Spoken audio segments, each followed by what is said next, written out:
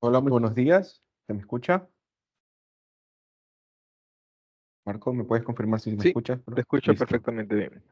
Muy buenos días, muchísimas gracias a los presentes, gracias por su puntualidad. El día de hoy tenemos un tema muy interesante para ustedes, de mano de la marca de Cablix. Con nosotros el representante para Latinoamérica, el ingeniero Marco Estacio, grandioso compatriota. A continuación, él va a brindar este tema interesante que se aplica en la última milla. Sin más tiempo que hacerles esperar, le voy a dar paso a nuestro querido presentador Marcos para que continúe con la presentación. Marcos, Gracias, el público es tuyo. gracias, Cristian, gracias. Antes de todo, pues muchas gracias por estar aquí. También agradecerle a ZC, que es nuestra cara visible en Ecuador, es nuestro mayorista para Ecuador, nuestro mayorista local. Eh, Como había dicho ya Cristian, perdón, Javier, perdón, Javier, soy el representante de Cablix para la región. Voy a estar con ustedes hoy compartiendo estos 45 minutos más o menos que durará la charla y espero que sea de su más grato eh, servicio, ¿verdad? Que sea algo que realmente les sirva para su vida diaria. Antes de comenzar, me gustaría, eh, me gustaría presentarles a Cablix un poquito, las personas que no conozcan qué es Cablix, que no sepan realmente qué somos, qué hacemos, a qué nos dedicamos. Pues entonces, es rápidamente a tomar unos 4 o 5 minutos de su tiempo para poderles explicar esto rápidamente. Nosotros somos fabricantes de productos de telecomunicaciones, solamente somos los fabricantes. Para la comercialización, usted tiene que ubicar a nuestros mayoristas locales. En este caso, ZC Mayorista, que es nuestra cara visible para la comercialización de cables en el mercado local en Ecuador. Pero tenemos nuestras fábricas donde nosotros fabricamos nuestros productos, es en India y en China. Tenemos esas dos locaciones donde tenemos fábricas. También sé que ustedes están aquí por este conversatorio que vamos a tener, este webinar, específicamente hablando sobre fibra óptica. Pero no es el único producto que nosotros manejamos. También tenemos otros productos que están dentro de nuestro portafolio.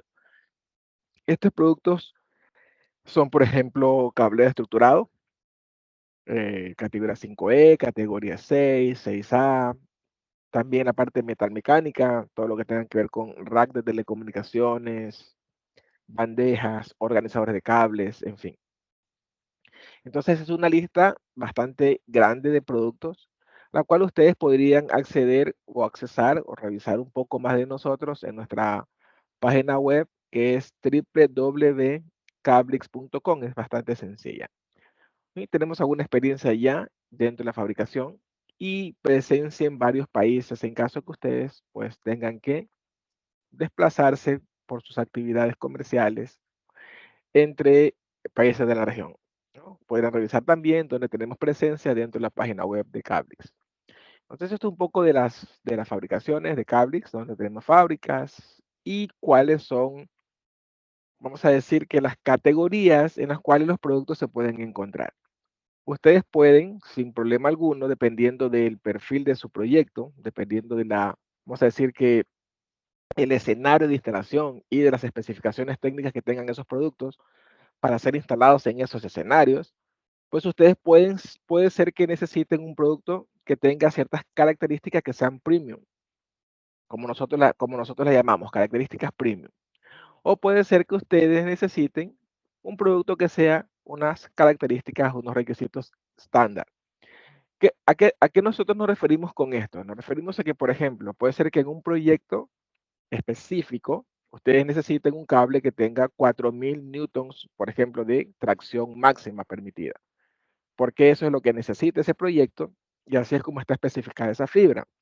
Entonces, para que esa fibra tenga 4000 newtons, por ejemplo, de tracción máxima permitida, necesita tener un diámetro más grande, pero ese diámetro más grande está acompañado con un FRP más grande o está acompañado, por ejemplo, con una chaqueta del cable más grande.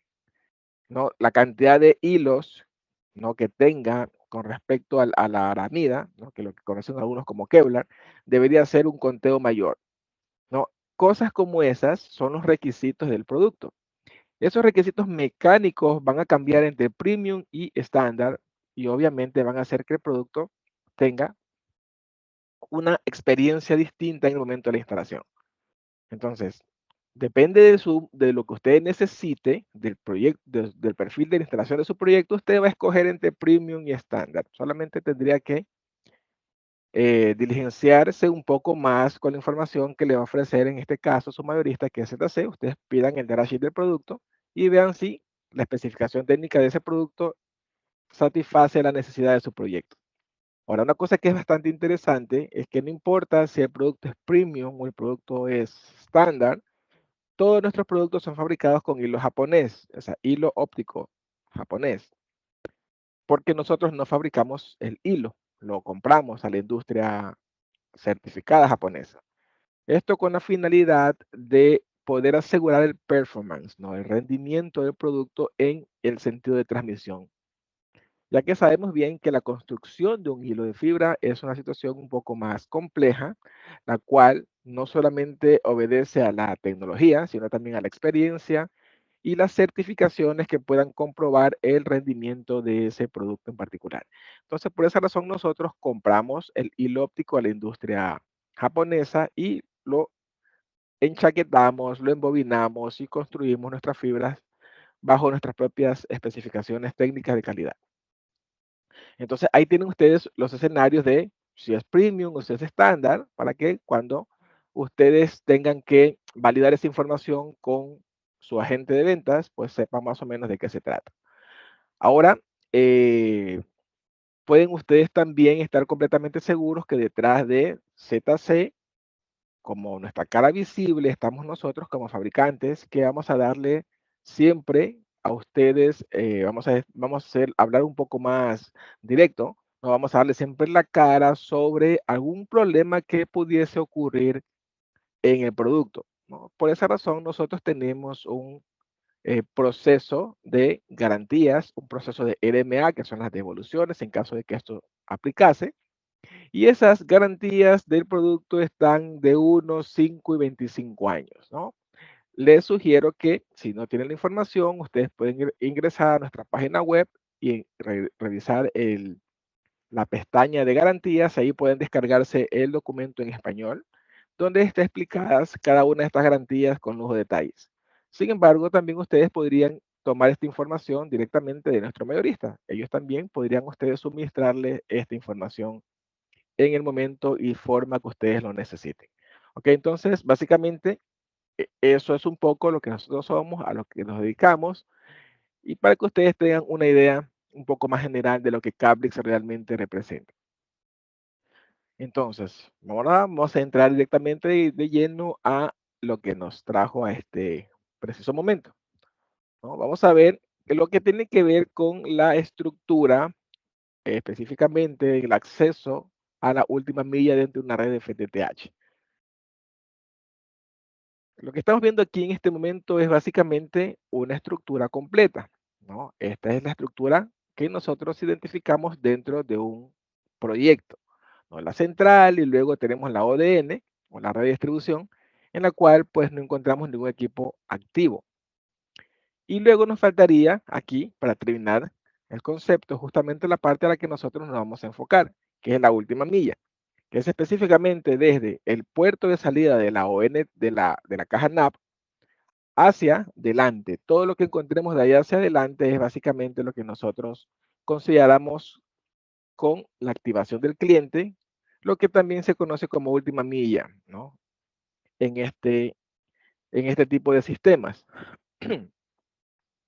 Entonces, para iniciar, lo primero que nosotros tenemos que conocer, o lo primero que tenemos que saber es que las instalaciones las desarrollan, ¿no? Las operan seres humanos, ¿verdad? El grupo de técnicos, el equipo de técnicos.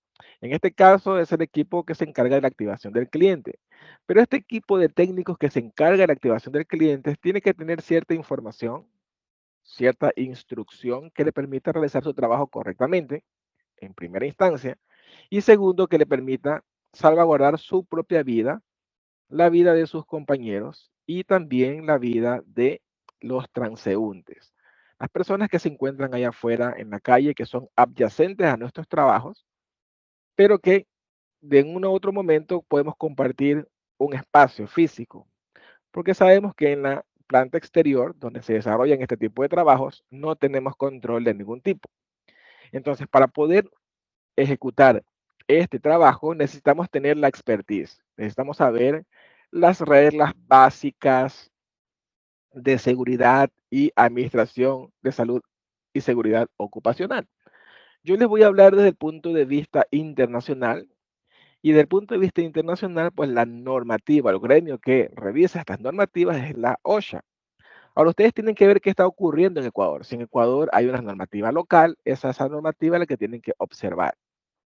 Usualmente, todas las normativas de forma internacional están basadas en un concepto supra, ¿verdad? Un concepto un poco más elevado, la cual abriga o alberga todas las demás otras ramificaciones de la misma norma de forma local.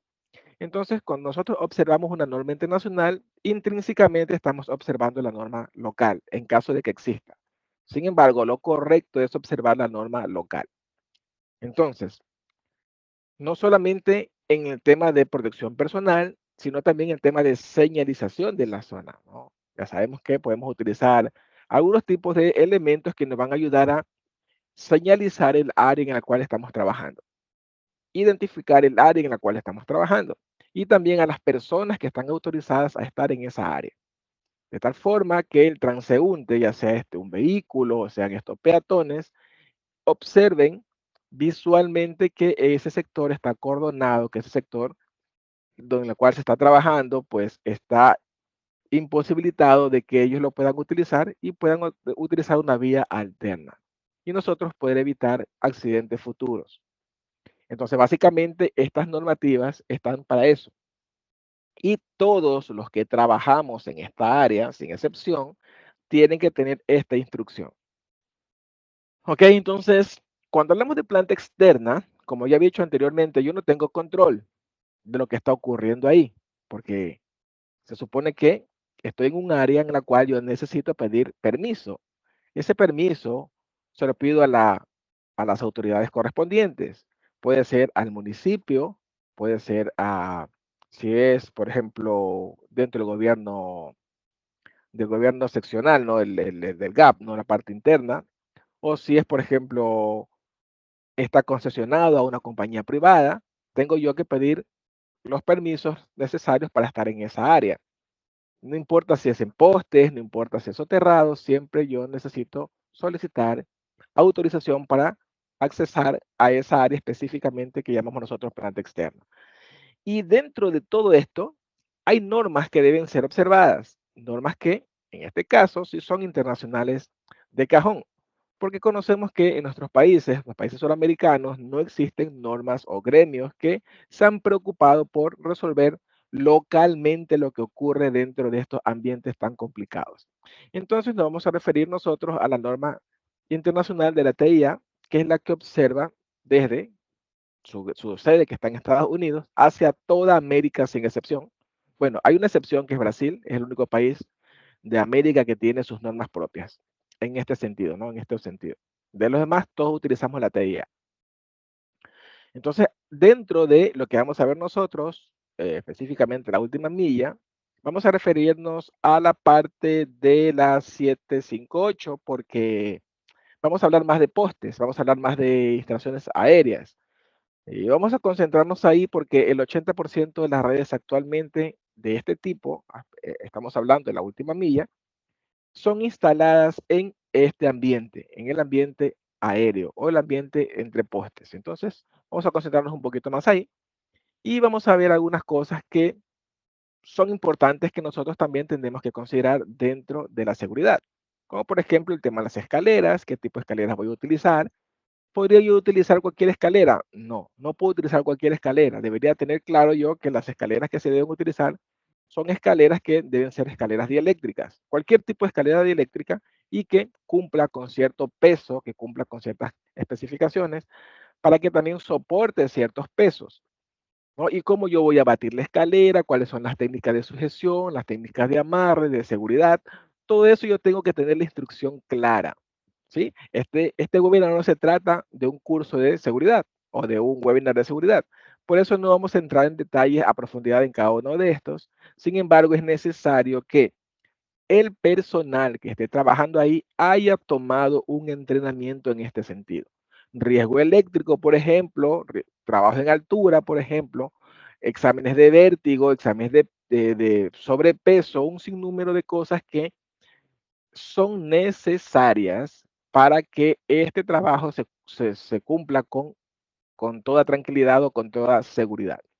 Entonces, bueno, ahí ustedes están viendo una imagen habla más que 1000 palabras, estamos muy cerca de las líneas de media tensión en este caso, pero bien podrían ser líneas de alta tensión, va a depender obviamente de qué estamos hablando. Entonces, los técnicos que estén trabajando en esa área van a necesitar tener un entrenamiento también en riesgo eléctrico, saber qué hacer, cómo actuar, cuando se encuentren en una situación como esta que estamos conversando en este momento. También debemos saber que no en todos los países es igual, ¿verdad? En algunos países 110, en otros países 220, en otros países 380. Va a depender de la regla, de la norma eléctrica local, para que ustedes de esa forma puedan también tener la información correcta en tiempo y en forma. Ok,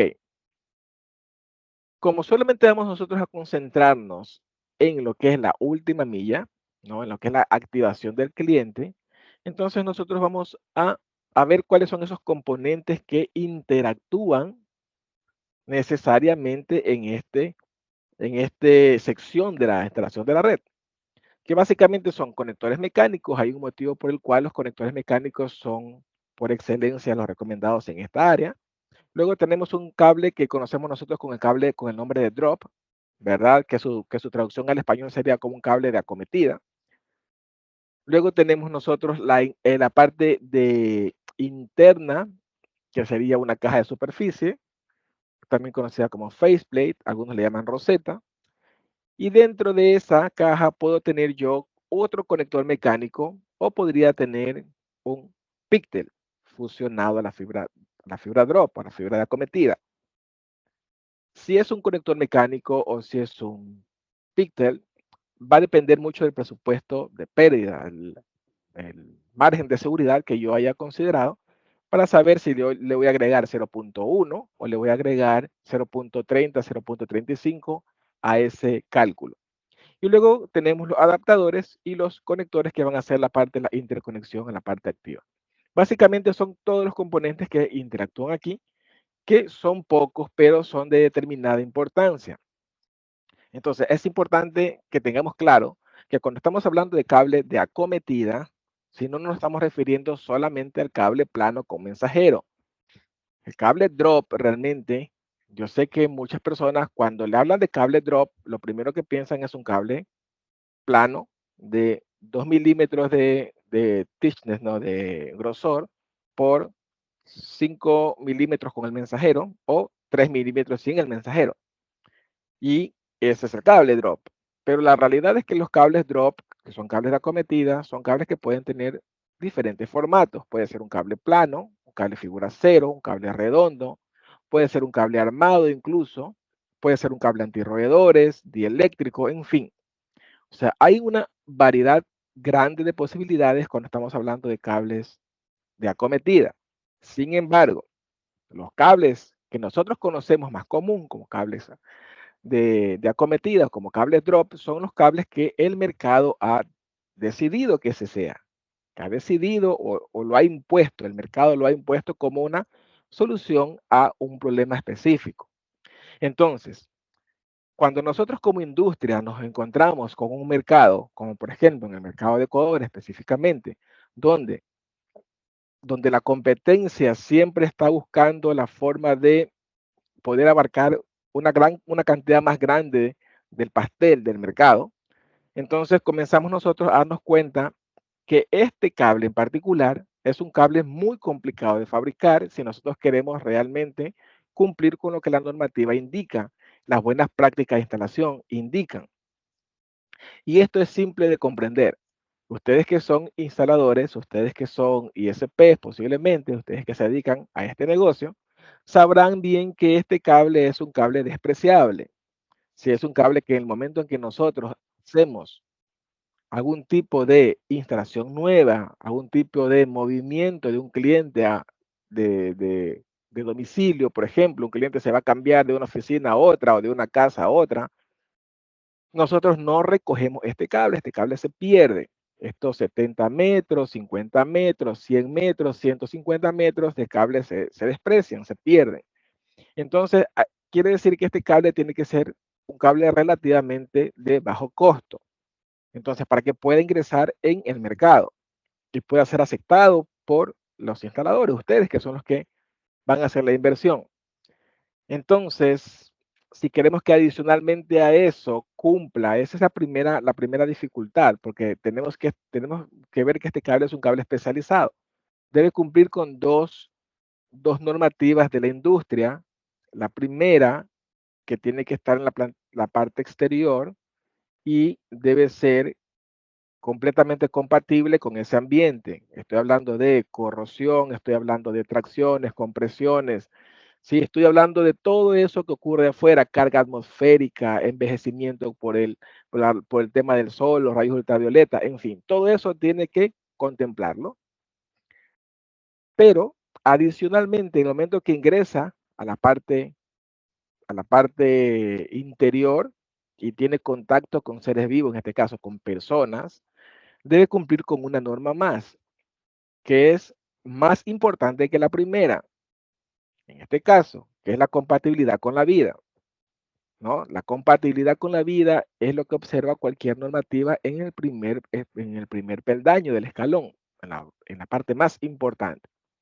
Entonces, cuando este cable se queme, por ejemplo, este cable debería ser cero veneno.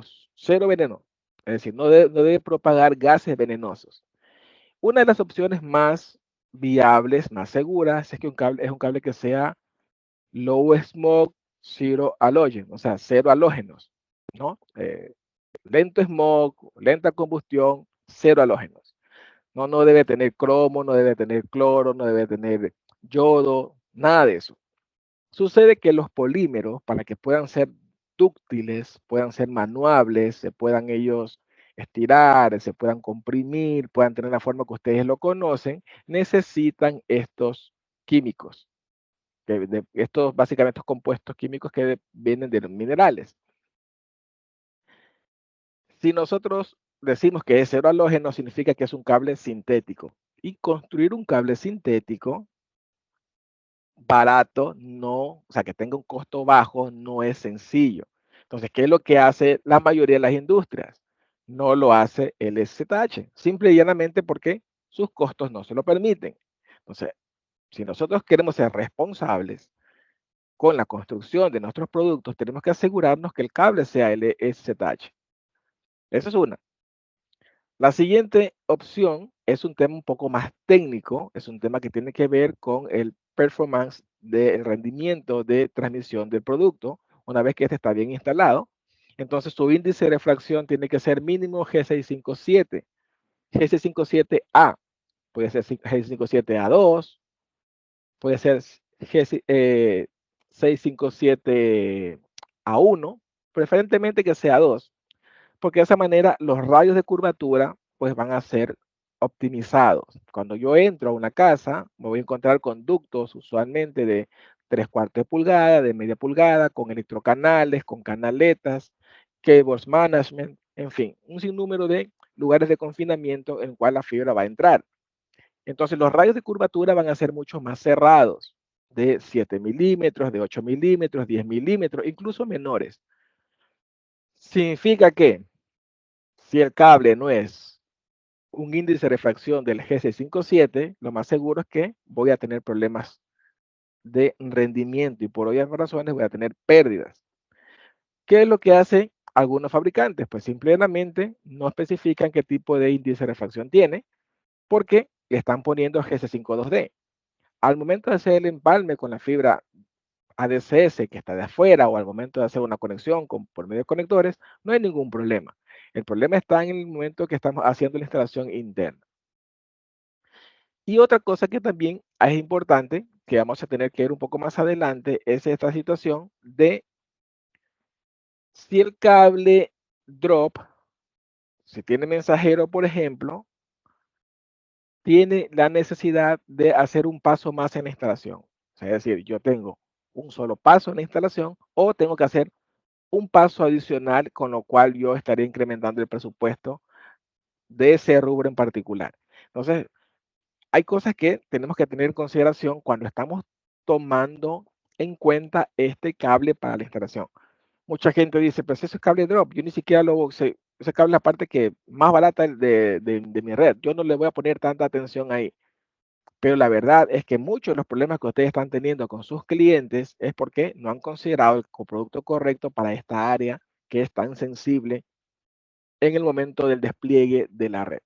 ¿Ok? Esto un poco ya lo dije, entonces lo voy a pasar un poco más rápido, que es el tema simplemente del índice de refracción para ciertas optimizaciones en el tema de las curvas dentro de la instalación de la última milla, específicamente el cable de acometida, el cable drop, para evitar algunas microcurvaturas, macrocurvaturas, en fin.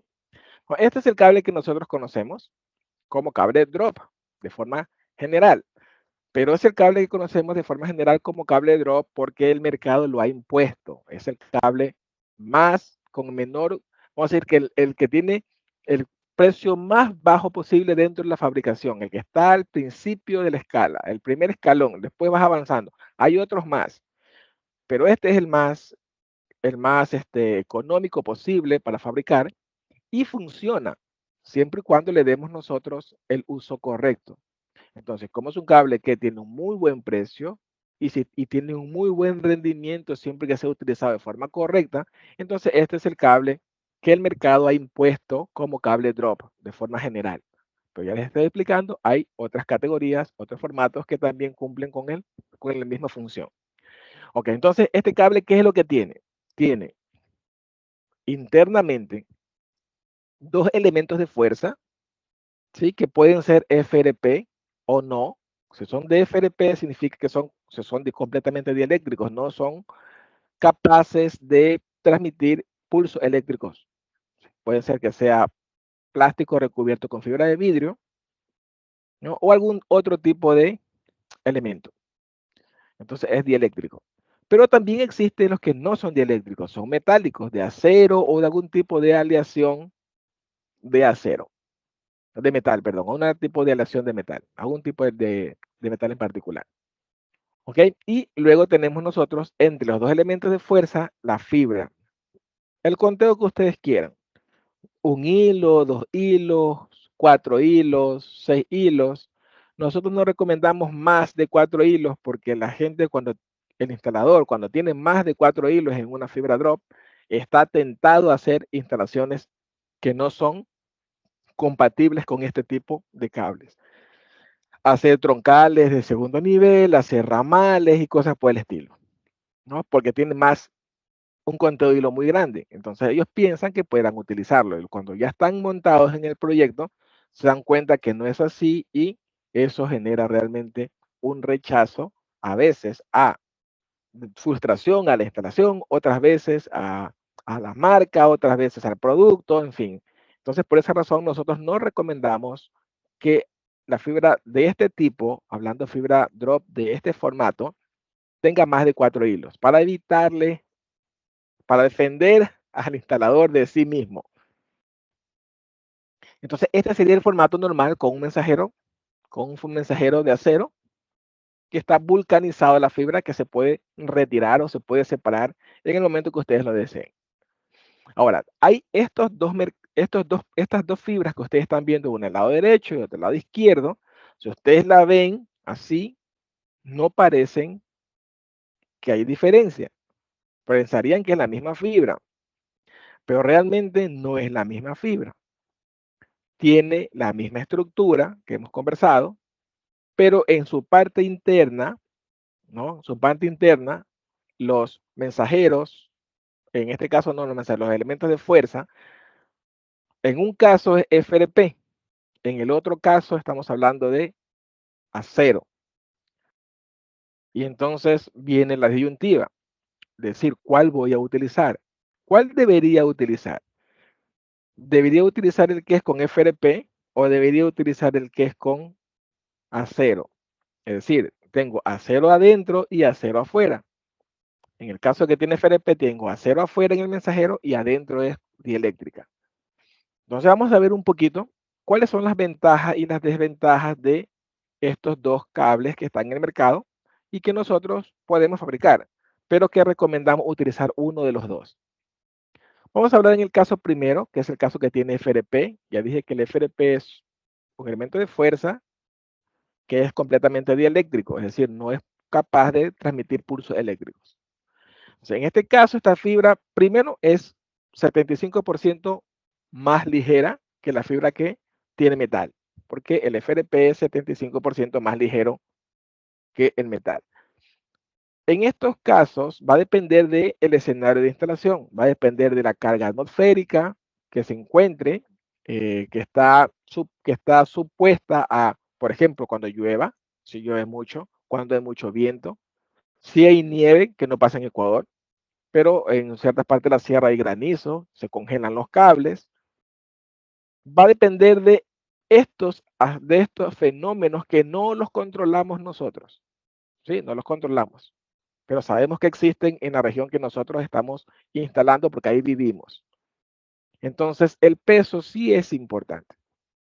Mientras menos pese, pues va a tener una incidencia menor en estos aspectos que les comentaba anteriormente. Pero ese no es el principal problema, ¿ok? El principal problema, o vamos a decir que el principal problema que este cable evita es que si yo estoy haciendo una instalación, como la que están viendo ustedes ahora, desde la caja NAP, yo voy a salir hacia el domicilio, hacia la oficina, pues este cable va a ir con un mensajero.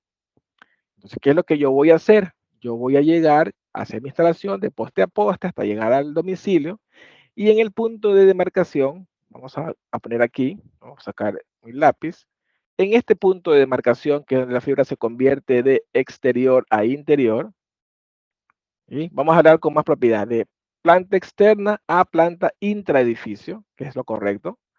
Entonces, en este caso, yo puedo cortar 1 centímetro del mensajero. Ni siquiera tengo que sacar el mensajero. No recomendamos sacar el mensajero porque en el momento que tú retiras el mensajero, la fibra queda un poco más, vamos a decir, expuesta a tracciones, a compresiones, y el mensajero le da esa robustez.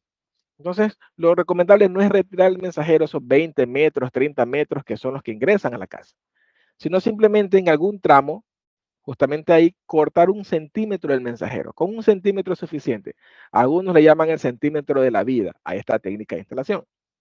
Y cuando esto ocurre, ¿qué es lo que pasa? Que cuando yo tengo la exposición de la fibra que está en la planta exterior y golpea un rayo, por ejemplo, golpea el rayo por aquí, o si hay un transformador en el poste y el transformador falla y hay una descarga, por ejemplo, a la fibra, porque la fibra tiene menor impedancia, ¿verdad? Y entonces ese rayo viene por aquí y llega solo hasta ahí. No puede llegar más porque ya el mensajero está descontinuado, tiene un corte y hasta ahí llega. Y si eso ocurre, pues entonces yo puedo evitar que ese rayo o esa descarga eléctrica llegue a un equipo, por ejemplo. Ok, llega a un equipo y dañe algún device que está dentro de mi corporación o dentro de mi casa. Pero ese no es el peor de los problemas. El peor de los problemas es que descargue desgraciadamente en una persona. Si eso llegase a ocurrir, el instalador, el dueño de esa red o la compañía, podría tener un cargo, o sea, problemas con la justicia, ya no civiles, sino penales, porque hay una persona, hay un muerto. Alguien tiene que resolver eso. Entonces, hay una forma de resolverlo, utilizando el cable, utilizando cables que no pueden ser dieléctricos. Hay una forma, ¿ok? Este es el caso de la fibra que es metal adentro y metal afuera. que Cablix la puede fabricar. De hecho, nosotros fabricamos este cable en caso que el cliente lo pida. El cliente nos dice, queremos nosotros este cable y tenemos las razones por las cuales lo queremos así, se lo fabricamos de esa manera. Pero le decimos que ese cable no puede hacerse dieléctrico. Primero que es más pesado, ¿no? Pero vamos a suponer que eso no sea un problema que se pueda resolver utilizando el vano correcto, las span correctos, las tracciones correctas, los herrajes correctos, se puede resolver. Pero esto no lo pueden resolver. Tan simple. Porque en el mismo caso que yo tenga la instalación, aunque yo haga el corte aquí, que lo hice en la fibra que tiene FRP, aunque yo haga el mismo corte del mensajero, por ejemplo, si descarga el rayo, no importa. Si aquí descarga el rayo o hay un problema con un transformador y descarguen la fibra, no importa que yo quite el mensajero, porque como es metálico la parte interna, yo no voy a poder con simplemente cortar el mensajero resolver este problema. No lo voy a poder resolver. Va a pasar igual hacia la parte interna. Es decir, que tengo un problema con la compatibilidad con la vida. ¿Cómo lo puedo resolver? Generando un paso adicional en la instalación. O sea, un paso más. Ese paso más es lo que nosotros conocemos con el nombre de unión equipotencial y puesta a tierra. La unión equipotencial y puesta a tierra es lo que se tiene que hacer. Y apelando a la normativa, estamos hablando de la TIA todavía, es la 607 de la TIA, que te dice que tú tienes que instalar un electrodo a tierra, tienes que trabajar la tierra, tenerla mantenida siempre húmeda y con una impedancia de 0.50, máximo 1, un ohmio, y luego instalar conectores, instalar cable eléctrico y la mano de obra de la instalación. Con lo cual, yo he incrementado mi presupuesto. O sea, ese rubro tiene un paso más. Y lo que yo estoy haciendo es realmente generando un problema a mi instalación. Cuando yo podía sin problema alguno haber instalado una fibra que tenga FRP, haber hecho la técnica del centímetro de la seguridad o del centímetro de la vida y con eso yo resolví el problema. Pero ¿qué pasa? Que nada de esto te explica en el momento que te están vendiendo el producto. Cuando te dicen tengo fibra drop y tú desconoces que la fibra drop es todo esto, podrías estar comprando realmente un problema, pero si te lo dejan saber, entonces tú vas a tener la responsabilidad de poder decir, ok, vamos a ver esto y vamos a poner un poco más de asunto, un poco más de, de foco a este tema y seguramente voy a escoger la opción que a mí más me corresponda. Ustedes tienen la opción de escoger ya sea entre la fibra que tiene FRP y la fibra que tiene metal interno o acero interno. Eso va a ser una decisión propia, una decisión de ustedes y de esa forma vamos a ir hacia adelante dentro de la instalación. Yo veo que alguien tiene la mano levantada, Javier, no sé si es que ellos tienen las preguntas por chat o es que pueden hacer las preguntas. No sé cuál es el formato que estamos manejando ahorita en este caso. No sé si me confirmas, Javier. Pueden escribir en el chat, yo estoy pendiente al chat. Las consultas las hacen y al final las vamos revisando junto contigo, Marco.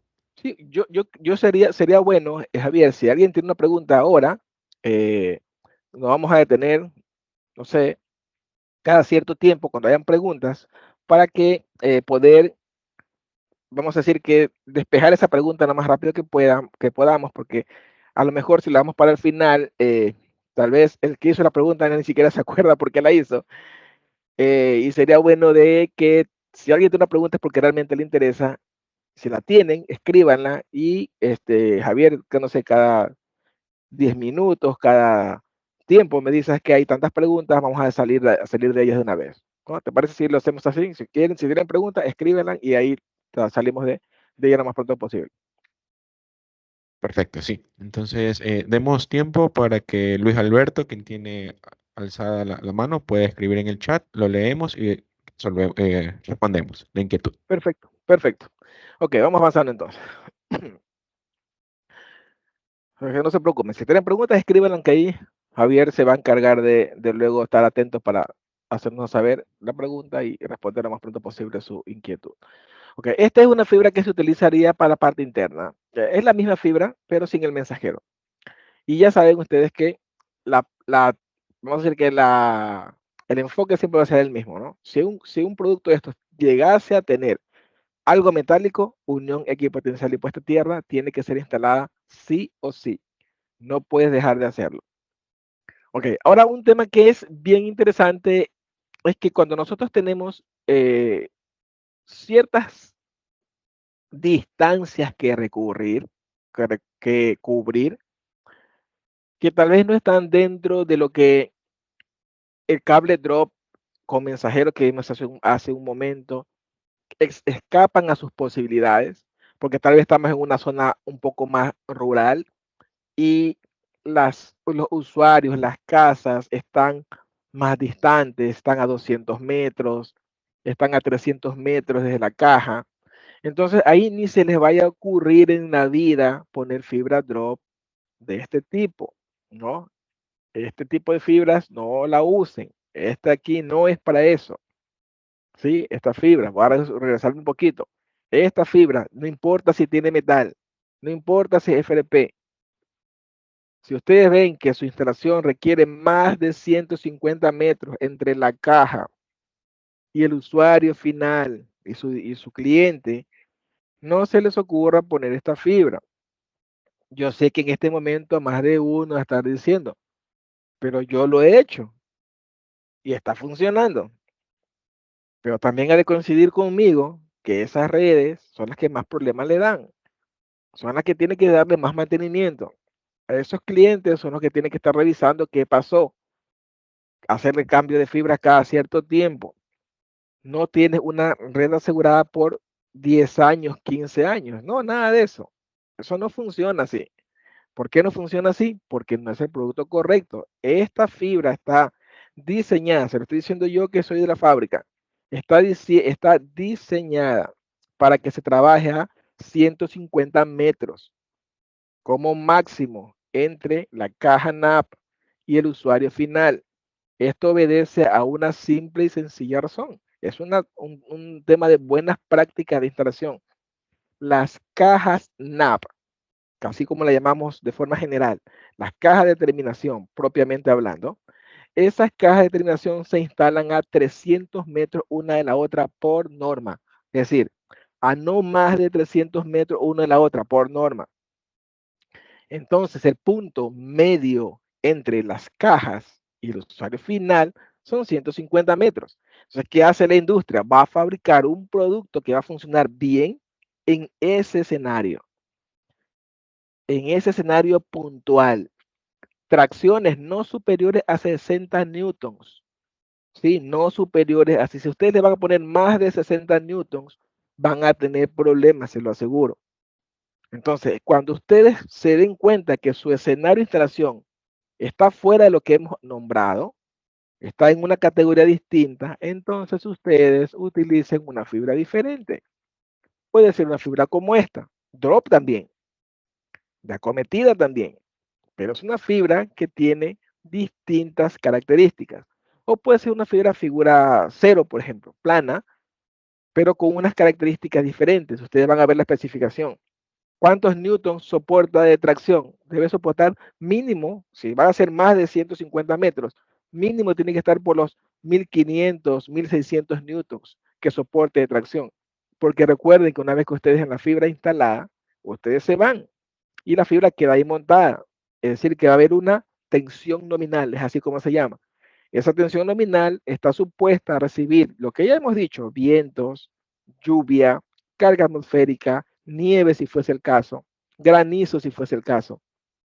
Entonces, cuando se fabrica un producto, se fabrica pensando en todo eso. Entonces, el cable que deberían utilizar no es el cable drop con mensajero, el plano de 2 milímetros por 3 milímetros o 2 milímetros por 5 milímetros. No es ese cable. Es un cable con unas características distintas. Si ustedes quisieran saber más sobre eso, pues simplemente contáctense con Cristian Saritama o con Javier con Javier Merino, ellos le van a dar a ustedes algunas soluciones de cables que podrían ustedes utilizar en esa situación específica, ¿sí? Para que los vayan guiando un poquito y les digan, mira, este es el cable que tú necesitas, tiene este precio, es un poquito más elevado tal vez, pero es lo que necesitas. Te va a durar 10, 15, 20 años instalado, sin problema. ¿Ok? Y no vamos a entrar en el tema este de los costos diferenciados, los costos de administración que son muy costosos. ¿Ok? Entonces, otra cosa que también nosotros tenemos inconvenientes, muchos inconvenientes, es en el momento del anclaje. ¿Sí? Se utilizan productos que no son los correctos, se utilizan técnicas que no son las correctas para este ambiente específico, para este escenario específico. Entonces, esto que ustedes están viendo aquí es una parte de los más comunes herrajes de retención o herrajes de anclaje de fibra drop. En la fibra drop no se utiliza suspensión, solamente utilizamos retención, por decirlo de alguna manera. ¿No? Que la retención realmente no es una retención rígida, porque este cable no se tiene que tensar, este cable se tiene que colocar, esa es la palabra correcta, se coloca el cable, no se tensa el cable de un poste a otro poste, lo coloco, lo amarro y listo. Veo que quede la flecha correcta y continúa el siguiente poste, pero yo no genero en él tracción como tal, porque este cable no está validado para eso. Y utilizo este tipo de posibles herrajes de tensión y también herrajes de retención. ¿Ok? Esta sería las posibilidades que hay muchas otras, pero no vamos solamente a hablar específicamente de herrajes, porque de eso no se trata esta charla, pero quiero que ustedes tengan claro que cuando estamos hablando de el amarre, de la sujeción de los cables, tiene que ser de acuerdo a lo que la norma indica con los elementos que son precisos para ese cable. Todos estos elementos de tensión tienen un diámetro interno, que es el que va a soportar el cable. Entonces, si ustedes dicen, ok, yo estoy acostumbrado a trabajar con este cable, con este tipo de tensor, pero el cable cambia, deben cambiar también el tensor. ¿Sí? No es estándar, no es un tema universal, va a depender del diámetro interno del cable.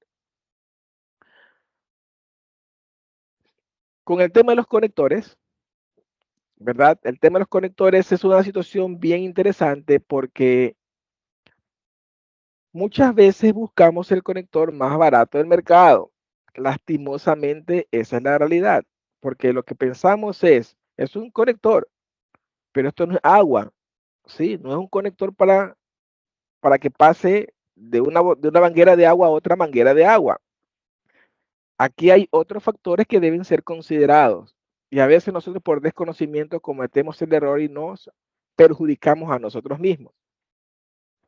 Los conectores o en los conectores se genera un fenómeno muy complejo que se llaman eventos reflectivos. Si nosotros no tenemos cuidado con los eventos reflectivos, lo que va a ocurrir es que vamos a echar a perder nuestra red y vamos a perder mucho dinero. Hay mucha gente que está perdiendo dinero ahora mismo y no sabe por qué. Se le queman los equipos y no sabe por qué. Bueno, la razón es esta. Muy seguramente la razón es esta. Por eso ustedes van a ver que compañías grandes, voy a dar algunos nombres, voy a dar un atrevimiento de dar algunos nombres, como por ejemplo en Ecuador, Claro, Telefónica, la misma gente de CNT. Estas compañías grandes jamás en la vida van a poner un conector mecánico que no tenga cierto rendimiento con respecto a la reflectancia, porque la reflectancia es lo que conocemos también con el nombre de pérdida de retorno. Es la cantidad de luz que se regresa a la fuente. ¿Qué cantidad de potencia se regresa a la fuente? Entonces va a depender de qué tan cerca esté ese conector de la fuente que está generando ese poder para que se regrese a la fuente. Y si se regresa con demasiada potencia, ¿qué creen que va a pasar? Pues se va a quemar ese fotorreceptor o ese transceptor. Se va a quemar. Y entonces al quemarse, lo que va a ocurrir es que por culpa de un conector que cuesta menos de $1, pues yo voy a tener un problema posiblemente en toda la red que esté conectada a ese hilo. Entonces, ojo con esto, porque no es un tema sencillo. La verdad, no es un tema sencillo, es un producto que cuesta muy poco, pero lo que queremos nosotros, lo que no queremos realmente es que un producto pasivo intervenga con el funcionamiento de un producto activo. Eso es lo que no queremos nunca. Entonces, tenemos que darnos cuenta qué tipo de conector mecánico voy a usar, cuál es el requerimiento técnico, cuáles son las especificaciones y cuál es la interfaz que está usando. Por esa razón tenemos interfaces azules, que son las UPC, y tenemos interfaces verdes, que son las APC. Bueno, en una y en otra funciona diferente este fenómeno o este evento de la reflectancia. ¿Ok? No voy a entrar en tanto detalle porque no tenemos mucho tiempo, pero vamos a decir que los motivo a que cuando hay algún curso de certificación en Ecuador por medio de ZC, pues se inscriban en el curso de certificación, porque ahí nosotros tocamos todos estos temas con profundidad y podemos obviamente sacar cualquier duda que haya con respecto a por qué escoger uno, por qué escoger el otro, por qué sí, por qué no, cuál es la mejor opción, dependiendo siempre del perfil o del escenario de instalación que tú tengas.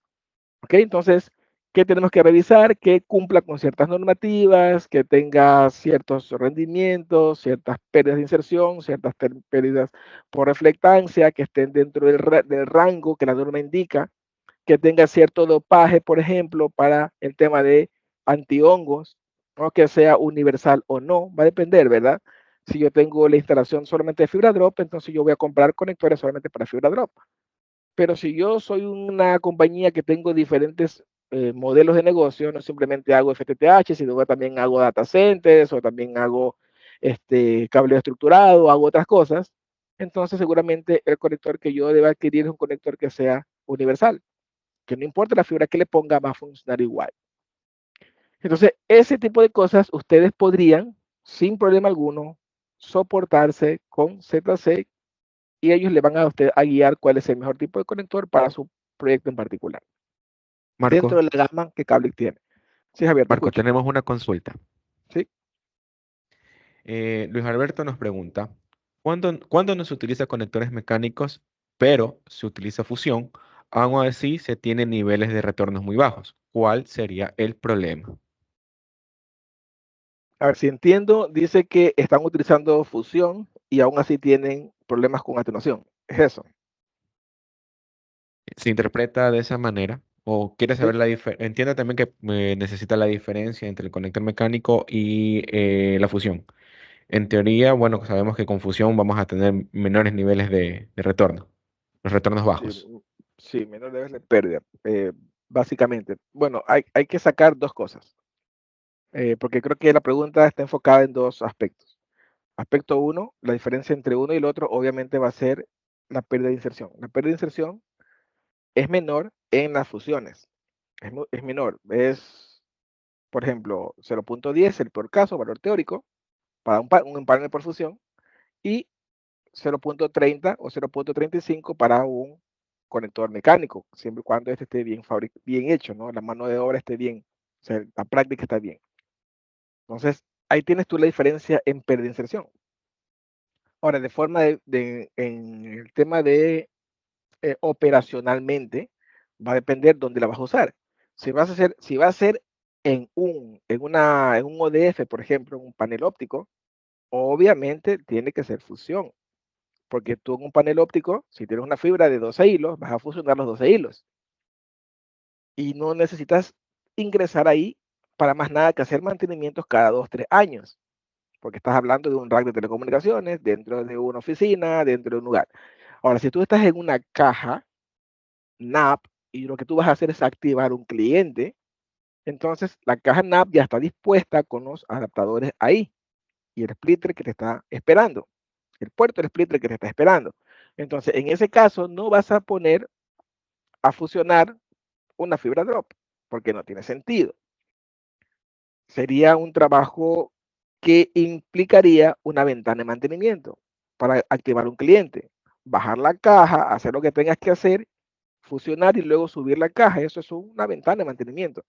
Las ventanas de mantenimiento no son posibles en las redes que están en producción, porque estarías dejando sin servicio a tus clientes por una cantidad de tiempo. Entonces, para evitar todo eso, se utilizan conectores mecánicos, es decir, sacrificas el cálculo, sacrificas pérdida de inserción, pero ganas en operabilidad. Por eso digo, el enfoque es distinto en el caso de que utilizamos en la última milla conector mecánico. Ahora, yo entendí otra parte de la pregunta que decía, ¿cuál es el motivo que aún así que utilicen funciones tienen problemas algo a veces de pérdidas? Bueno, ahí puede ser que sean por varios factores. Primero, porque el producto que utilizaste en la fusión, recuerda que el píctel que estás utilizando también tiene un conector. Si ese píctel no es un píctel de calidad que ha sido probado más de 90 veces antes de salir al mercado, que tiene unas pérdidas por inserción y pérdidas por reflectancia intrínsecas del producto, en este caso del píctel.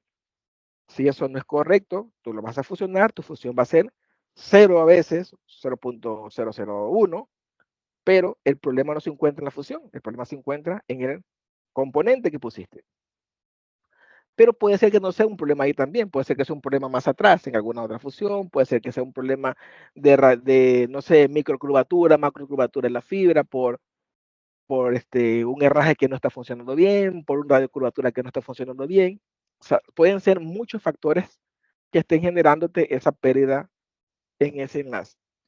Pero si hacemos buena práctica de instalación, si todo está bien instalado, si estamos utilizando los conectores correctos, si estamos utilizando, los splitters correctos, los patchos correctos, la técnica de instalación correcta, los herrajes correctos, las tensiones correctas, compresiones correctas, todo está bien, un enlace que está con fusión versus un enlace que tiene implementada conectorización tendría que ser menor. Es decir, la pérdida en fusión va a ser menor que la pérdida que se utiliza en conectorización por defecto. Eso es lo que debería ocurrir. Si eso no está ocurriendo, tienes que revisar dónde está el problema. Utiliza un OTDR y vas mirando dónde está el problema. Ok, espero que se haya respondido la pregunta.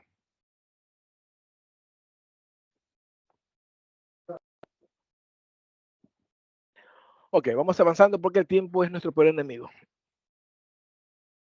En el caso de los adaptadores, miren que los adaptadores son más baratos que los conectores. Pero los adaptadores tienen un truco.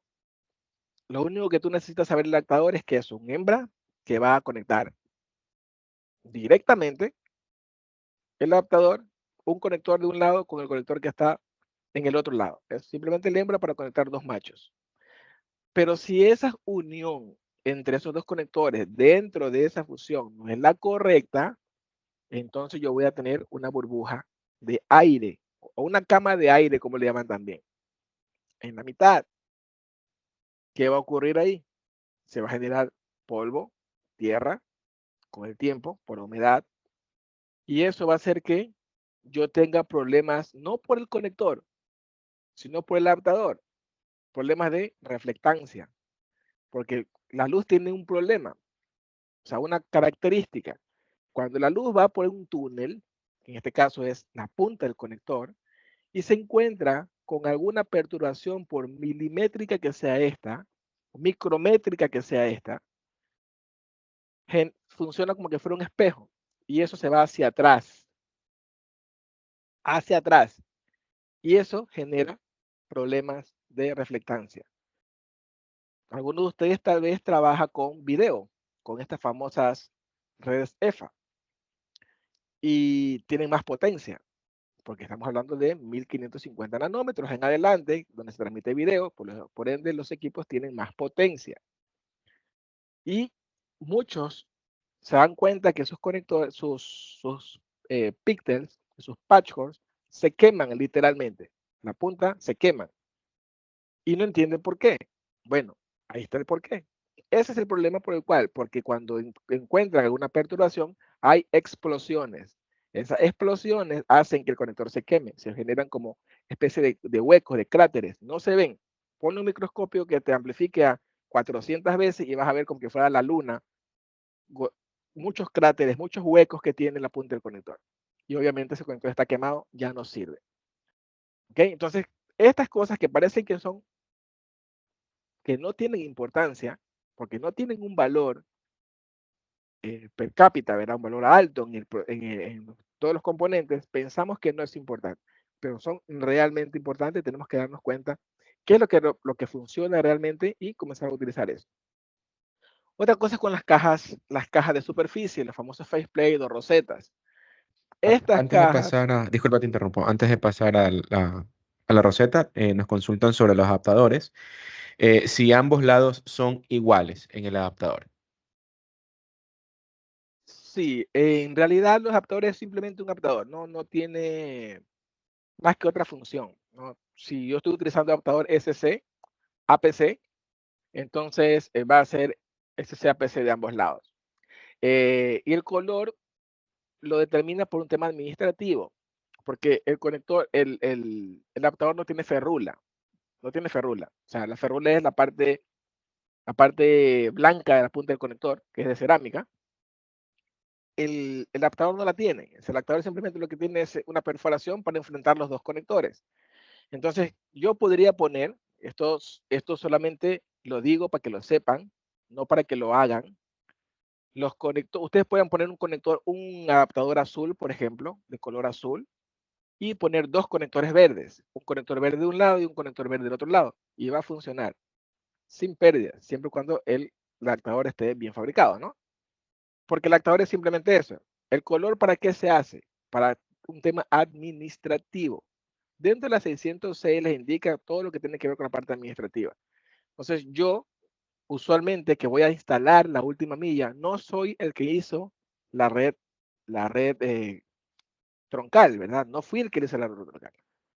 El que hizo la red troncal fue otro equipo.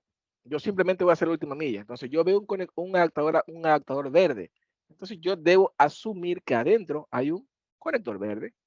Por esa razón, son de colores, para poder identificar el adaptador que está adentro. Porque realmente el técnico instalador de la parte de la última milla no debería ingresar a la parte interna de la caja. No tendría por qué abrirla, no tendría que meterse ahí. Simplemente va a ir al puerto que le asignaron y se va a conectar ahí. Y eso es todo lo que él podría hacer. ¿Ok? Entonces, el adaptador es simplemente un hembra. Entonces, como les decía, la caja de superficie necesita albergar píxeles, necesita albergar conectores, perdón, la fibra drop que va a entrar. Entonces significa que su radio interno de curvatura, la disposición de si van a hacer fusiones, por ejemplo, la disposición de los termofungibles, de la protección de las fusiones debe estar bien identificada, de tal forma que sea compatible con lo que yo estoy montando en ese momento. Hay gente que no utiliza, es un poco chistoso, pero no utiliza roseta o lo que utiliza es una canaleta, como la llamamos nosotros, esas canaletas plásticas de 4 centímetros por 6 centímetros, y le pone cinta aislante, pone la fibra drop, pone un adaptador adentro y luego la cierra con otra cinta aislante. Y ya,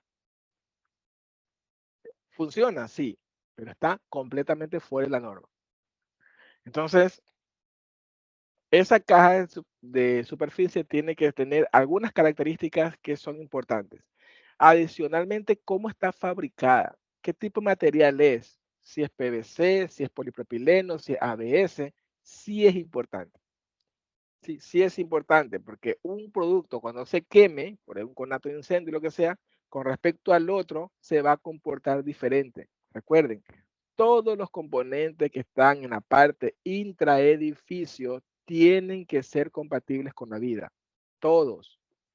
Si no son compatibles con la vida, podrían tener un problema en el futuro. Ok, entonces, un poco más de esto, simplemente como para recordarlo, cuando nosotros estamos haciendo la instalación, ya han asignado el trabajo y nos van a decir, hay que hacerle a este abonado la instalación, qué es lo que a nosotros nos entregan o qué es lo que nosotros debemos entregar si somos el otro equipo. Si somos el equipo que está administrando la red, le tenemos que decir al equipo que va a hacer la instalación, tú debes esperar tanto de pérdida en esa caja, en ese puerto, y debes tener tanto en potencia en esa caja, en ese puerto. Del otro lado lo mismo, ¿verdad? Yo tengo la información que me entregaron y yo simplemente tengo que hacer es la comprobación. Entonces, en este caso, yo tengo en toda la ODN, ¿verdad? En toda la ODN yo tengo una pérdida que he medido por un medidor de potencia. Seguramente en este caso va a ser un medidor de potencia selectivo, no puede ser un medidor de potencia común y corriente porque sabemos que en este momento podemos tener diferentes longitudes de onda trabajando en el mismo canal. Entonces tiene que ser un pond meter básicamente, ¿no? Que es un medidor de potencia selectivo.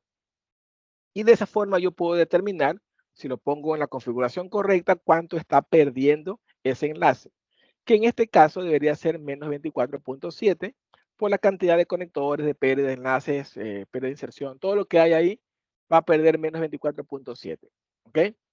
Entonces, eso es lo que yo tengo que comprobar antes de comenzar a hacer la instalación como instalador. Yo debo comprobar que lo que me están diciendo es real. Si no es así, pues entonces tengo que reportarlo y ver dónde está el problema. Y luego también podría yo probar cuánto tengo de pérdida, cuánto tengo de potencia, perdón, cuánto tengo de potencia. Con el mismo medidor selectivo, yo cambio ahora potencia en la configuración del equipo y me voy a dar cuenta que me está diciendo la compañía que yo debo esperar en ese puerto de esa caja, por ejemplo, en el puerto 1 de la caja NAP, que tiene un splitter de 1/8, yo debo esperar una cantidad X de potencia, que es la que está saliendo de la OLT. Ahora, desde el punto de vista del administrador de la red, tuvo que haber hecho el cálculo. Entonces, ¿cómo hizo el cálculo? Pues simplemente sacó un presupuesto de poder. En este caso, no, perdón, no es un presupuesto de poder, está haciendo una relación de potencia entre lo que tiene como pérdida, que son menos 24, y la potencia de salida de la OLT. En este caso, la potencia de salida de la OLT es 7 dBm, ¿verdad? Y a esos 7 dBm le va a restar 24.7 dB. Por una, por una situación de restas, ¿verdad? De sustracción, yo tengo menos 0.17 dBm. ¿Por qué son menos 0.17 dBm de potencia? Porque estamos hablando de una relación de potencia, ¿verdad? Siempre una relación de potencias, yo voy a tener como resultado otra potencia. Lo único que yo estoy diciendo aquí es, ok, si tengo 7 dBm en la entrada, ¿cuánto tengo en la salida? Y ese va a ser mi cálculo. Y le voy a decir al instalador, en este caso, el que va a hacer la instalación, a la cuadrilla de instalación que va a hacer la activación de ese cliente, le digo, tú tienes que esperar, en este caso, 17.7 dBm en ese puerto. Si no tienes 17.7 dBm en ese puerto, tienes que notificarnos porque hay un problema en lo que está ocurriendo. Tal vez hay un árbol que está estirando la fibra más adelante, tal vez hay una caja que está sucia, tal vez hay una situación que no hemos contemplado y tenemos que actualizar esa información para los próximos instalaciones que vengan al futuro. Y entonces, eso se hace por un método de sustitución, de comparación, que no voy a explicar ahora. La idea es que el equipo de instalación va a esperar hasta esa caja la cantidad que ya se ha calculado previamente. Lo único que tiene que hacer es confirmar que eso es correcto. Si eso está bien, debería ser un valor que está igual, ¿no? O superior a menos 17.7 dBm de potencia. Para luego, ¿qué? Haber decidido qué equipo es lo que yo voy a usar en el usuario final. Yo estoy todavía, aún no he instalado la fibra drop, no he puesto el conector, no he hecho nada. Simplemente estamos decidiendo qué tipo de equipo voy a utilizar en el usuario final, en el cliente. ¿Voy a utilizar una ONT o voy a utilizar una ONU? Bueno, la diferencia entre una y la otra es sustancial. En el caso de la ONU, que es el equipo más básico, lo único que le va a hacer es tomar la señal, una señal GPON, que es una señal multicromática, que va a tener 1400 y 1310 nanómetros, y la va a asimilar para sí y luego se la va a entregar a alguien, a otro equipo adicional. Se la va a entregar a, por ejemplo, a un switch, si la red fuera cableada para una oficina, una red LAN. Se la va a entregar, por ejemplo, a un access point, a un ruteador con antena, por ejemplo, si fuese para un internet de forma inalámbrica. Se la va a entregar a un modem, por ejemplo, si fuese para un tema de televisión. O se le va a entregar a un equipo de video que tenga un puerto N, por ejemplo, si fuese para entregar video. Entonces, dependiendo de lo que vaya a entregar, va a tener que entregar esa información a otro equipo. Y en el caso de la ONT, no, pues la ONT ya tiene incorporado dentro de su motherboard, dentro de su tarjeta madre, tiene incorporado ya el servicio que quiere entregar. Cualquier servicio que quiera entregar lo va a tener incorporado puertos, por ejemplo, para switching, puertos para routing, una antena para la parte de Wi-Fi, en fin, puertos de tipo N, tipo RCA, dependiendo de lo que quieras entregar. Perdón. Entonces, esa es la diferencia entre una ONT y una ONU. Pero dependiendo del equipo que yo quiera poner, pues no importa. Al fin del día, van a tener la tecnología, van a estar atachados con las potencias dependiendo de la tecnología que yo haya ocupado. En este caso estamos viendo GPON, pero podría ser alguna otra. Podría ser, por ejemplo, XGS-PON, ¿no? O podría ser XG-PON, o podría ser New Generation PON, o sea, en fin, ¿no? Hay diferentes tecnologías que están actualmente ya vigentes para que la podamos utilizar. Y dependiendo de esa tecnología, tenemos que ver nosotros cuáles son las especificaciones técnicas para saber qué tipo de potencia vamos a manejar dependiendo de nuestra necesidad, ¿no? En este caso tenemos algunas especificaciones que podrían ser iguales a las que ustedes tienen en este momento instaladas, podrían diferir un poco, pero lo que importa es saber que las especificaciones técnicas siempre van a estar dadas en tres sentidos. Primero, en la potencia de transmisión. Segundo, en la sensibilidad de recepción. Y tercero, en overload, ¿no? En la sobrecarga. ¿Cuánto es lo que más va a tener, lo que podría tener hasta el momento que va a comenzar a escuchar saturación? Esas tres cosas son las más importantes. Entonces, Marco, ¿qué es lo nos que? piden una opinión técnica por acá. Sí, Nos indican que un usuario, él no utiliza el adaptador dentro de la receta. Él realiza una fusión directa de la fibra drop con el patch core. Necesita ajá. una opinión. ¿Su opinión técnica, Marco, por favor? Es un problema, ¿no? Está fuera de la norma. La norma indica que toda instalación debe tener la técnica es cross connection. El cross connection puede ser una conexión cruzada en un panel o puede ser una interconexión, pero al fin del día el término cross connection se utiliza para ambas versiones. Es decir, que yo debo tener un lugar donde yo voy a conectar un patch cord. Y es sencillo el por qué.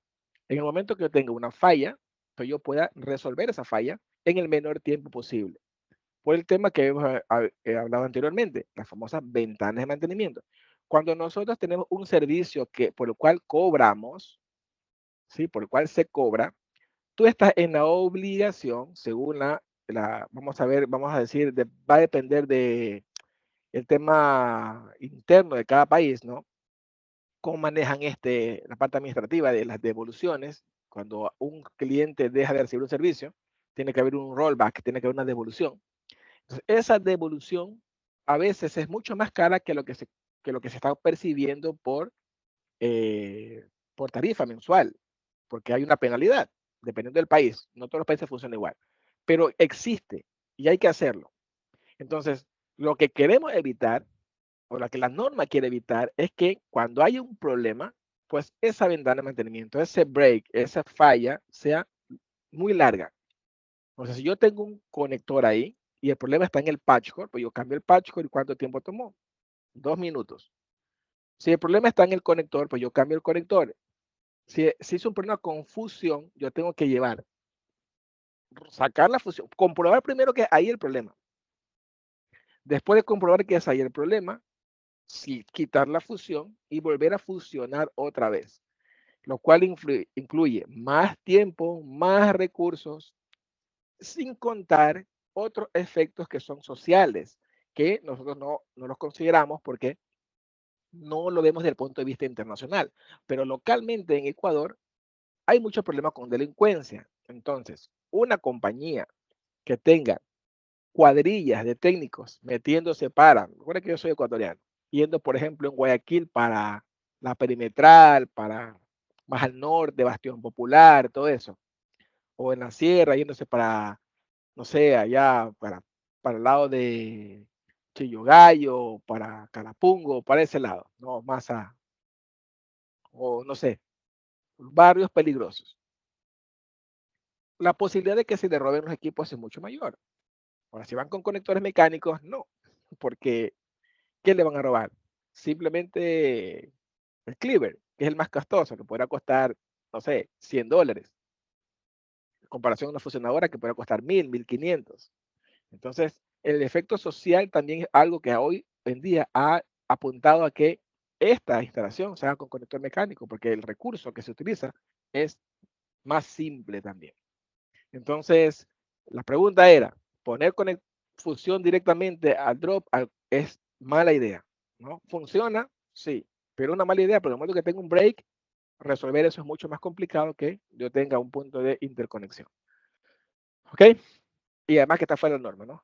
Además que está fuera de la norma. Ok, entonces, aquí, siguiendo el hilo con lo que estábamos, lo que tenemos que hacer es determinar cuánto era lo que tenía yo en pérdidas en ese tramo de la última milla.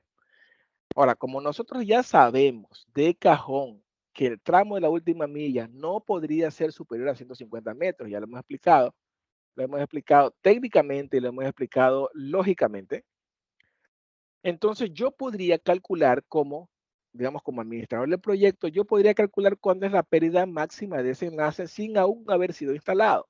Yo le podría decir a la cuadrilla de instalación, miren, ustedes desde esa casa hasta la caja no deberían tener más de, en pérdidas, 1.3, 1.33 dB de pérdida. ¿Por qué? Yo ya he calculado 100 metros de fibra, he calculado dos conectores, o en este caso serían uno, dos, serían cuatro conectores, he calculado un empalme por fusión, he calculado algunas cosas, y esa es la pérdida que te va a dar.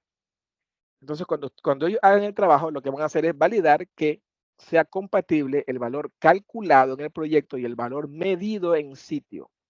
¿Para qué se hace esto?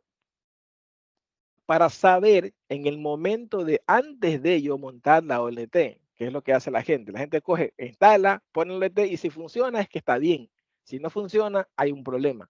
Pero no se trabaja así. Ustedes tienen que haber hecho el cálculo previo, corroborar con lo que está en la instalación. Si algo no está correcto, es porque algo están haciendo mal. ¿Qué están haciendo mal? No sé, tensaron mucho la fibra. ¿Qué hicieron mal? Los conectores no están bien hechos. ¿Qué podrían haber hecho mal? Utilizaron radiocurvaturas demasiado cerrados. En fin, pueden resolverlo antes de. Y de esa manera, pues todo tenemos documentado. También nos podemos nosotros asegurar que lo que conocemos nosotros como el margen de error o también el margen de seguridad de esa red es el apropiado. El margen de seguridad es el valor que nosotros tenemos como reshoot, el valor que tenemos nosotros como, ¿cómo se diría? Como ahorro de pérdidas por si ocurre alguna cosa en esa red. Eso que puede ocurrir, por ejemplo, puede ser que se caiga un poste, que rompan la fibra, tengan que volver a fusionar, que crezca un árbol y comience a tensionarlo, que después de 6 meses por tema de mantenimiento hayan pérdidas. Entonces, ese valor total de pérdidas se incrementa de forma en la que yo no la pueda controlar y yo tenga un valor de pérdida de tolerancia que todavía soporte ese enlace y no tenga que mandar a cuadrillas a resolver, ¿no? A gastar dinero en el tema administrativo. Para eso se deja ese margen de seguridad. Pero si la cuadrilla de instalación de última milla hace mal su trabajo y me altera ese valor de menos 0.33, por ejemplo, en 1 dB o en 2 dB, podría echarme a perder todo el cálculo de la administración de esa red. Entonces, por esa razón, tiene que medirse y tienen que pedir esa información que sea coherente con lo que ustedes han calculado. ¿Ok? Se hace sencillo, saben cómo es, se ponen los equipos, se mide y listo. Una vez que eso es real, entonces ahora sí yo voy a probar el enlace. Conecto la ONT y obviamente la ONT no se va a activar hasta que no tenga un OK de la OLT. Cuando la OLT le envíe la información, entonces que la ONT se va a levantar. De lo contrario, no lo hará. Entonces, si yo quisiera probar antes de montar la OLT, ¿qué tengo que hacer? Poner un medidor de potencia. Pero no va a ser cualquier medidor de potencia, tiene que ser un medidor de potencia selectivo. Recuerden que yo estoy trabajando con longitudes de onda posiblemente en dos direcciones. Entonces, yo necesito poner un pulse meter, que es un medidor de potencia selectivo. Y de esa manera asegurarme que toda la pérdida que he calculado hasta ahí sea coherente con la pérdida medida por el administrador de esa red.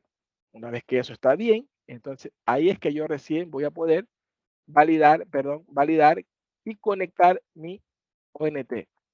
Yo sé que todo está bien, yo sé que la red está funcionando bien porque las pérdidas son las correctas, han sido coherentes, las medidas de potencia son las correctas, son coherentes, y el equipo no se levanta. Ah, ok, es un problema del equipo entonces. Es un problema de la OLT, está dañada, tiene alguna situación, cambiemos con otra. Pero yo sé que el canal está funcionando correctamente. ¿Ok? Y por último, solamente como para cultura general, ¿sí? Esta ya sea nuestra última presentación, tenemos que tener nosotros una cuantitativa o lo que conocemos como los templates, las planillas de lo que infiere el proyecto total con respecto a esta área. Cuando nosotros estamos trabajando un proyecto a nivel de diseño, nosotros tenemos las aristas de esta forma. Tenemos toda la planilla de la parte central, toda la planilla de la ODN y toda la planilla completa de la distribución, de la activación de los clientes. De esa manera podemos costear el proyecto. De esa manera podemos saber cuál es el músculo financiero que necesitamos y también podemos calcular el retorno de la inversión. Si no tenemos este valor, aunque no lo hemos instalado, porque recuerden que la última milla es cuando el cliente llama y te dice necesito el servicio, ahí es donde yo hago esa inversión. Pero yo necesito tenerla calculada porque hay un procedimiento que se llama el ROI, el retorno de la inversión, que es el que me va a decir a mí a cuántos años yo voy a tener el retorno de la inversión y después de ahí comienzo a tener réditos del negocio. Entonces, si yo no tengo esta planilla, va a ser imposible sacar el retorno de la inversión. ¿Okay? O sea, de manera general, en la activación de la última milla, yo necesito tener por fuerza mayor esta situación de la activación de, um, de la planilla de activación. ¿Okay? Si hay preguntas, por favor, déjenos saber. Sí, Marco, tengo una consulta adicional acá. Un participante nos comparte su técnica de activación y nos comenta. em, Buenos días, tengo una consulta sobre el mismo tema, hablando de los adaptadores. Cuando existen clientes que no quieren ver exceso de cable, ¿se conecta a la ONT directo con conector mecánico? Es la consulta La del fibra drop directo participante. con conector mecánico. Correcto. Eso lo hace la gente para evitar, para evitar, para evitar la caja, evitar el splitter, evitar todo eso. Algunos creen que es una buena idea porque en ese momento se han evitado por instalación $3, ¿no? Si la instalación te costaba $65, ya ahora te va a costar 62, porque evitaste la caja que te cuesta $1 y algo, evitaste el splitter que te va a costar otros $3, bueno, ya que te cueste $60, o evitaste el conector mecánico y más la instalación. Entonces, por esos $3 o $5, dependiendo de lo que quiera hacer, él se está comprando un problema. ¿Por qué se está comprando un problema? Porque en el momento que tenga una falla, él no va a poder determinar la falla fácilmente. No va a poder determinarla sencillamente, va a tener que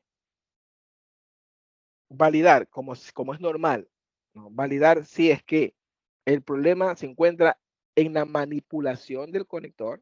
Recuerda que el conector está diseñado para que entre en la parte trasera de una caja, de una roseta, para que entendamos todo, y que se quede ahí sin manipulación. El conector se llama conector mecánico porque se trabaja mecánicamente la instalación. La expertise de instalación es mecánica, pero su funcionamiento no es mecánico.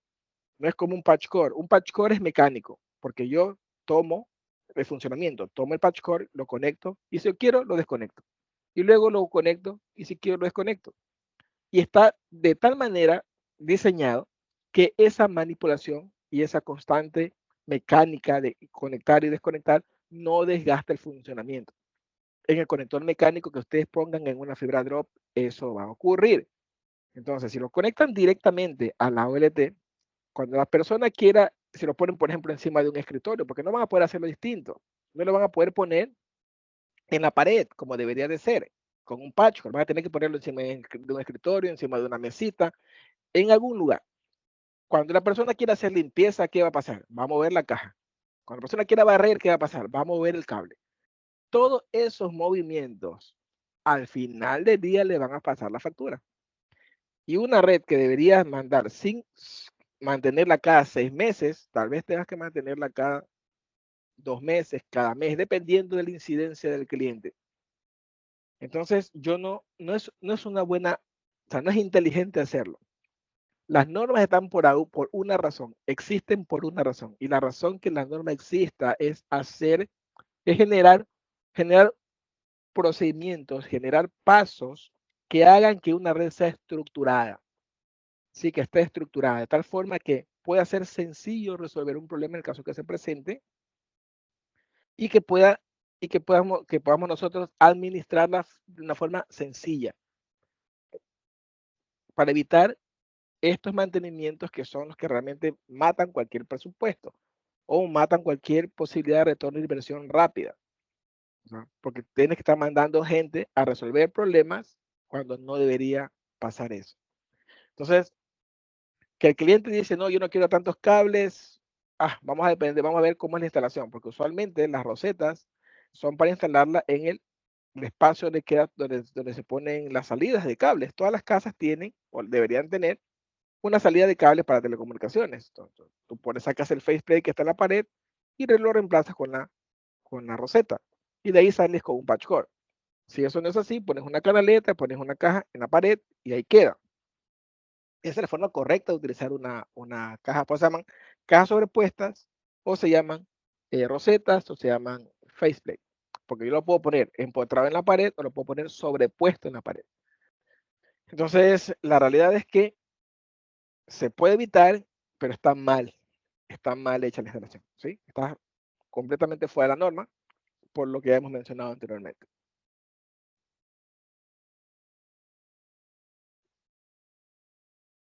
No sé No si hay más tenemos más preguntas. preguntas, no tenemos más preguntas, Marcos. ¿Mi cámara? ¿Me ven? Sí. Bueno, Marcos, muy agradecido contigo con el tiempo que nos has brindado, con la información que has compartido con nosotros sobre las normas y las buenas prácticas para la instalación de soluciones FTTH. En este caso hablamos de la última milla, los cables de acometida.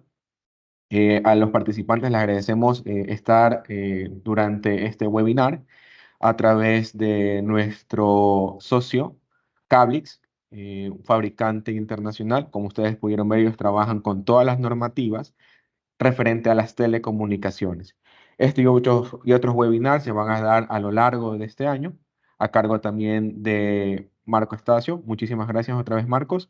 Eh, Les sugiero que estén atentos a nuestras redes sociales, @ZCMayoristas, para que puedan ver las publicaciones cuando tengamos nuevos webinars en línea. Y en este año también se está coordinando, planificando certificación con la marca CAREX, donde se van a ver las normativas que vimos el día de hoy, las buenas prácticas y mucho más. Todo lo necesario para poder construir desde cero una red FTTH. Marcos, gracias por tu participación, gracias por esta presentación, quedamos muy agradecidos. A todos ustedes participantes, clientes de ZC, por favor, cualquier consulta que tengan adicional o estén interesados o requieran un poco más de información o asesoría para sus proyectos en redes de fibra óptica, lo hacen a través de sus ejecutivos comerciales o nosotros como gerentes de producto, mi nombre es Javier Merino o Cristian Saritama en la región Sierra, estamos dispuestos y a las órdenes para servirles. Muchísimas Sí, gracias. Con esto damos fin al webinar del día de hoy. muchas gracias con todos. Espero tenerlos una siguiente oportunidad. Hasta luego.